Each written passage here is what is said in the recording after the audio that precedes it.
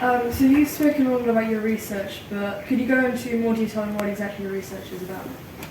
So I know I have said that before, but I study how species evolve, how some species might diverge. Like I'm gonna draw something because I think it's gonna be better understood if I try. So remember that at some point in the video that I sent you yesterday, I was talking about genealogies. So you know that normally when you have a genealogy, you might have here one sibling, another sibling, so sibling 1, sibling 2, and then you might say, oh, they both share 2 parents, right? So they have mom and they have dad. And then you can continue here and you can say, okay, so their dad has also their mom and dad and the same, so on, so forth, right? So this is quite useful to understand what I do when I try to infer what we call phylogenies. So a phylogeny is just the way that we represent how different species are related one to another.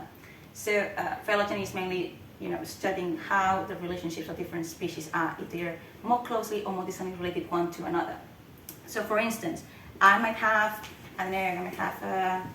a pig, a monkey, and a reptile, and I try to see which of these 3 species are more closely related one to another. So in the same fashion that I can do genealogies for families, I can also estimate how closely related these species are by studying the genes in their genomes. So in my case, I'm not the person that goes and gathers the data.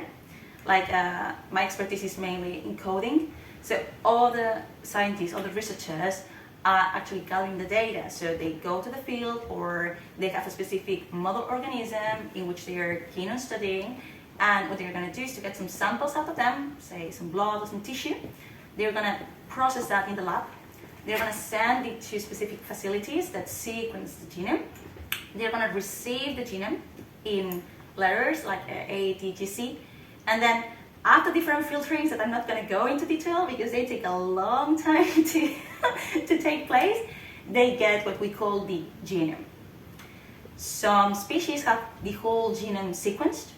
Other species have specific genes sequenced because maybe there was not enough money in the project to sequence the whole genome, or it was not possible because of other complications. So they might have just picked those genes in which they are keen on because these genes are related to some functions that we are keen on understanding because they are either doing something that makes us stay alive, or maybe they are doing a specific function that you're keen on knowing because of other parts of your research. So you use this information that is hidden in your genomes, and then you use different algorithms that are encoded in different tools, and then you can estimate your phylogeny. So you might have something like species 1, species 2, species 3, and species 4. It's a bit tight.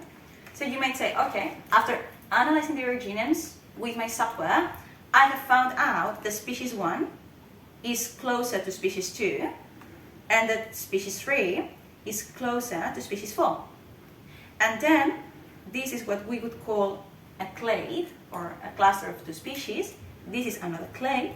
And then I find out that these 2 clades are also related by a common ancestor here. So this is what we do to estimate our phylogenies. And this would be a phylogeny with 4 species at the tips of this tree, because this has the shape of a tree. This would be the tips. That would be the root of my tree, the common ancestor of these 4 living species. And these nodes would be ancestors of the species that might or might not be alive at the moment. And then after these 2 species diverge from here, this is the most common recent ancestor for this species here. So this is what I mainly do as a first step, because I'm keen on learning how these species are related one to another. But then my main focus is on understanding when these diversifications or speciation events occurred, when these 2 species arose at what time this happened. So then, in order to do this, is when I have to go to the fossil record, and I need to find specific fossils that are theoretically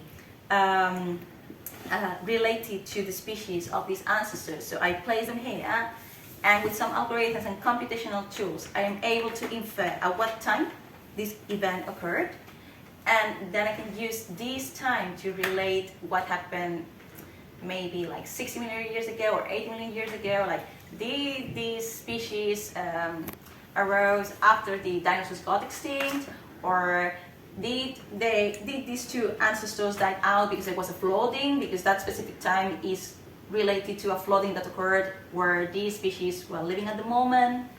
And this is mainly what I do if I have to go into really detail.